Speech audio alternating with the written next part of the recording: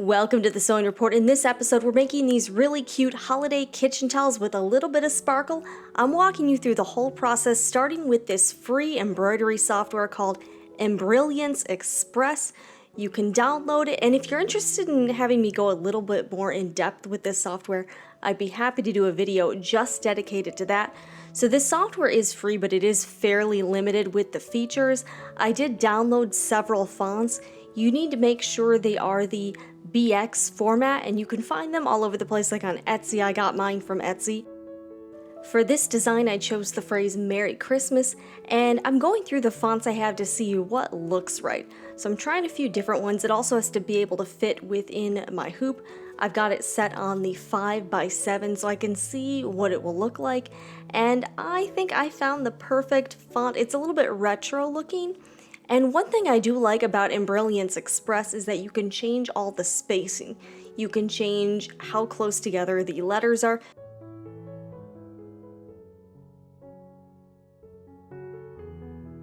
You can change how much space is between the lines, and I'm a big fan of this software so far. So one thing about it though is you can import some common embroidery files into the software like PES. But something I found out is that when you do that, you can't actually merge those designs and save the work as a new file. You can only save projects that include these BX fonts and the designs that are included in the software. So besides the fonts, there are a few designs that come with this, nothing crazy.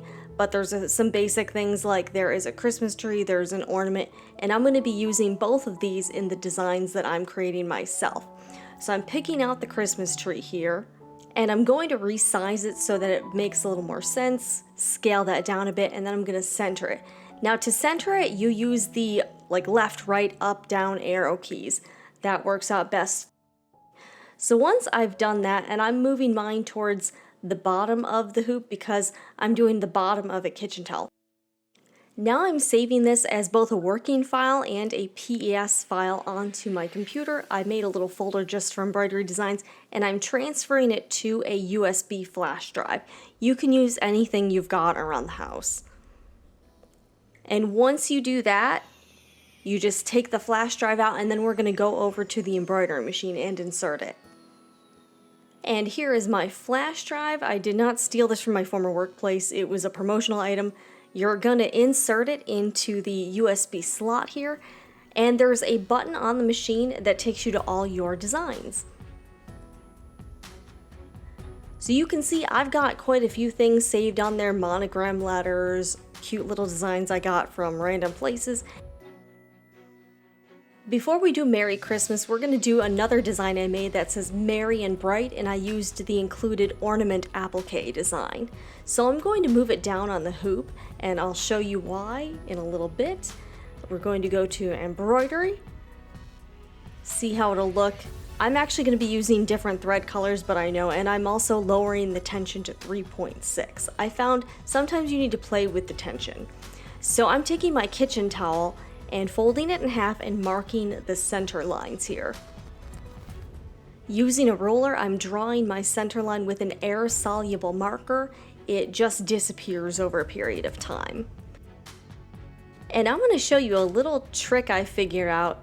So before I add my stabilizer, I'm hooping just the towel just so I can see where it's going to line up with the hoop marks. I'm unhooping it, and now I know where to put my tearaway stabilizer.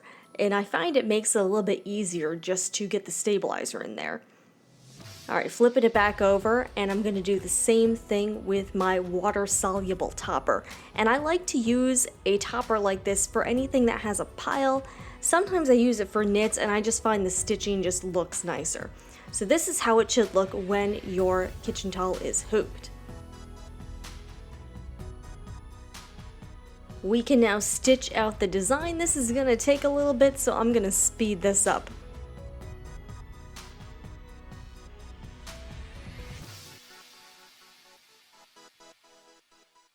We're going to be stitching out the Merry and Bright phrase first, and then I'm going to be doing the applique.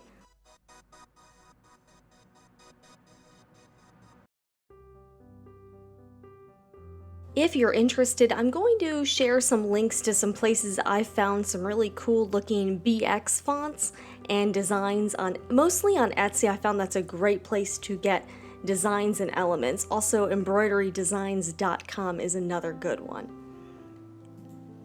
Alright, so now we are doing our placement stitch for the ornament, and I'm using some fun scraps of glitter vinyl as my applique fabric, and it actually worked out just fine. I thought I might have some problems, but there was one challenge, but I think I know how to solve it. This is stitching down the fabric, and now you have to unhoop the towel and cut away the excess. These scissors probably weren't the best for the job because I didn't get quite close enough to the stitching, and I'll show you what happens when you make a mistake like that. So now it's stitching the satin stitch, and you'll be able to see it doesn't cover all of the edges of my applique fabric. So I've ordered a different pair of scissors with a curved blade, and I'm hoping that will help do these types of projects in the future.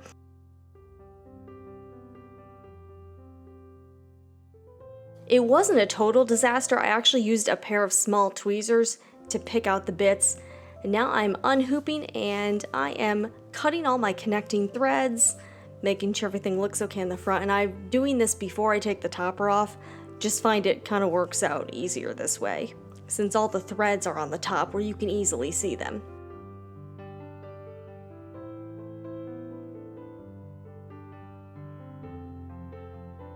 Now I'm going to the back and I'm doing the same thing, just tearing away the stabilizer and cutting some of these connecting threads.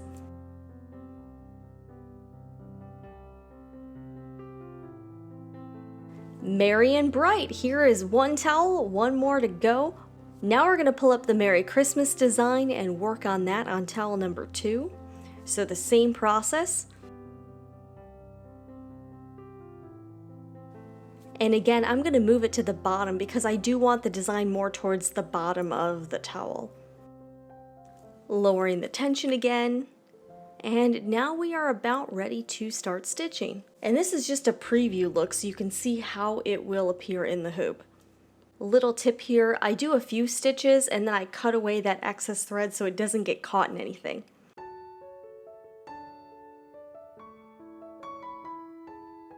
Alright, same thing with the applique fabric. I'm using silver glitter vinyl, and there's a couple places you can get this. I love this stuff and I will link those below as well.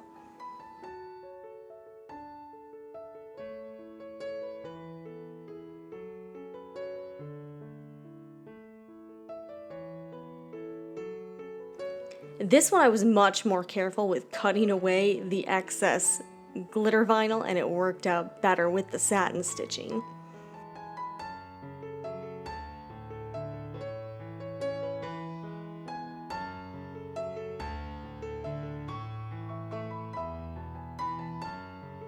In this towel I did the applique design first, and then I'm doing the Merry Christmas phrase.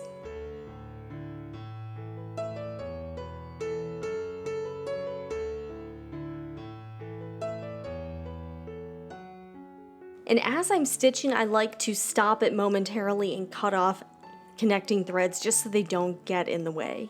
And it saves you from having to do it later.